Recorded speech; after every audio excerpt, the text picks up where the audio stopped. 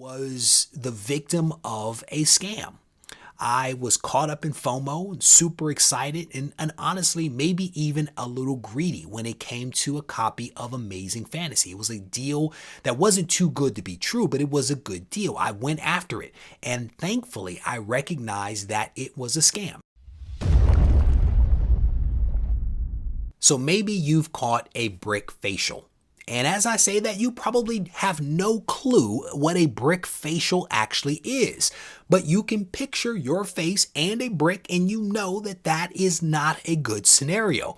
A brick to the face, or catching a brick, is basically my analogy for a bad deal. No one wants to catch a bad deal. Like, no one goes out and is like, hey, I want to, spend money unnecessarily. Hey, I want somebody to take advantage of me. No one says that. But if it happens, if you make a mistake, if you catch that brick, all is not lost.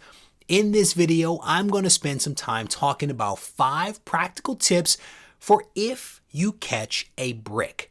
Before I get to those tips, I want to take a moment to acknowledge the sponsor of this video, Shortbox. This app is the easiest and most secure way to buy and sell graded comic books. It is a wonderful app that I encourage you to download. I have seen nothing but positive feedback on this app, and I personally have been using it since it was in its beta form, and I absolutely love it. There is a link in the description of this video. I encourage you to click that button, that link, and go ahead and download the app, because I do not think that you're going to be disappointed with what you find. With that said, let's go ahead and look at the 5 tips. Tip number 1 is to not feel bad because it happens.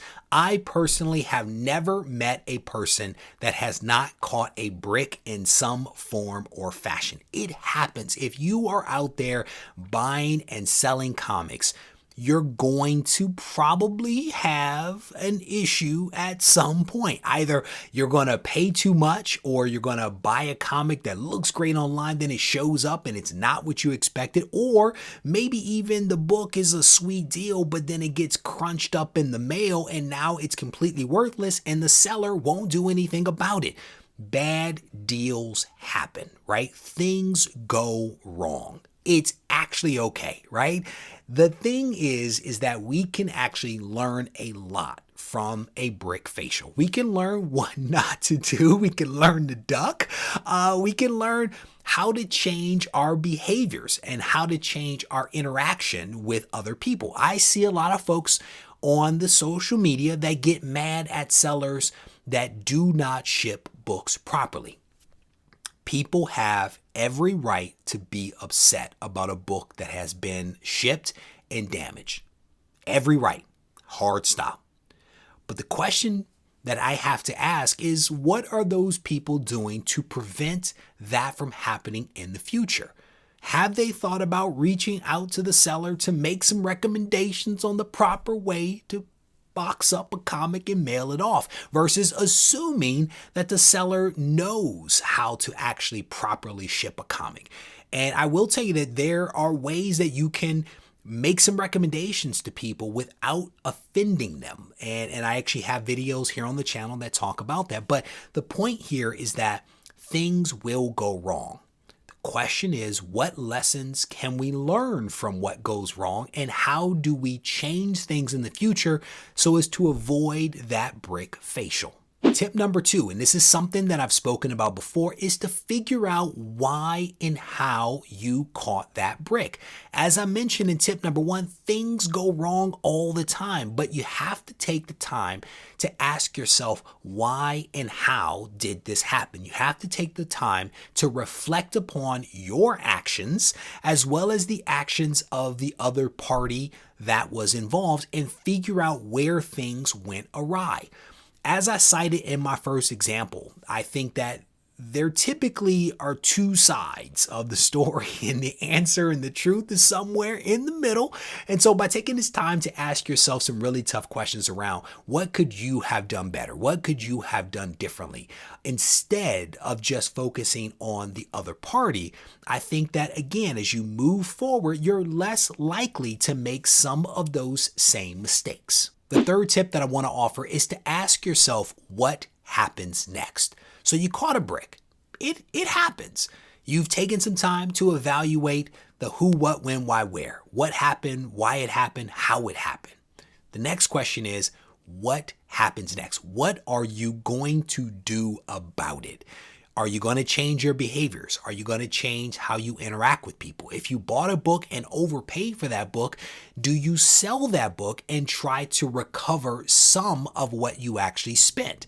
Another option could be to actually sit on what it is that you purchased, and hopefully the market will turn around and be forgiving of the mistake that you've actually made. There are a lot of options, and you want to take the time to consider what your options are before you just stew in your own juices and give up and be frustrated and all that kind of stuff. Oftentimes there is a path forward. Once you can calm down, you can probably see that path a little more clearly. Tip number 4 is to hold yourself accountable. And what I mean by that is that you've taken the time to acknowledge that you caught a brick. You've thought about how it occurred, why it occurred. You've tried to modify your behaviors and your approach. But what you really need to do is to monitor what you're doing. Monitor yourself moving forward, because it is very easy for people to default to normal behaviors the further they get away from something that happens, right? And so if you realize that FOMO is something that gets the best of you and you've caught this brick, you are like FOMO adverse for a short period of time. And then you might revert back to your behaviors of getting caught up in the excitement of some spec video that has come out or some announcement that has been seen on some website or something that comes out from an app. You get swept up in the FOMO and then you're back to where you were before in the brick catching zone. So you have to hold yourself accountable. You have to pay attention to what it is that you're doing and continue to make those adjustments the further you get away from whatever bad thing occurred to you, or you're going to find yourself in this repeating cycle of brick facial after brick facial after brick facial. Tip number 5 is to forgive yourself. At the end of the day, as we've spoken about, mistakes happen. We all catch bricks. Forgive yourself for the mistake that was made. Don't forget what happened or how it happened, but forgive yourself for making that mistake. Don't be gun shy moving forward. Don't give up on the hobby as a result of making a mistake, because the reality is, whether you're in comics or some other hobby or just living life, you're going to make these mistakes. And so you have to move on from that mistake. Hopefully you do so in a manner that allows you to make fewer mistakes into the future as a result of what has happened, but you have to move forward. You can't just give up. You cannot just bury your head in the sand. And I can tell you for a fact that I have caught my fair share of bricks. This is actually something that I've spoken about before. I literally was the victim of a scam. I was caught up in FOMO and super excited and honestly maybe even a little greedy when it came to a copy of Amazing Fantasy. It was a deal that wasn't too good to be true, but it was a good deal. I went after it, and thankfully I recognized that it was a scam. And this happened 4 years ago, maybe even a little bit longer. I recognized that it was a scam. I was able to get myself out of it. And literally 2 days later, another person on YouTube realized that he too was in the process of being scammed and realized that the book that was being offered to me was the exact same book that was being offered to him. And we both could have caught just a bouncing brick between the two of us. And thankfully, each one of us was able to get out of this. And I have at least moved on to be able to buy my own copy of Amazing Fantasy scam free. I don't know about the other guy, to be honest with you, but we both are still fully committed to the hobby despite the fact that something really bad involving a lot of money could have happened. And so I just offer this anecdote up to you to say that none of us are immune to making mistakes.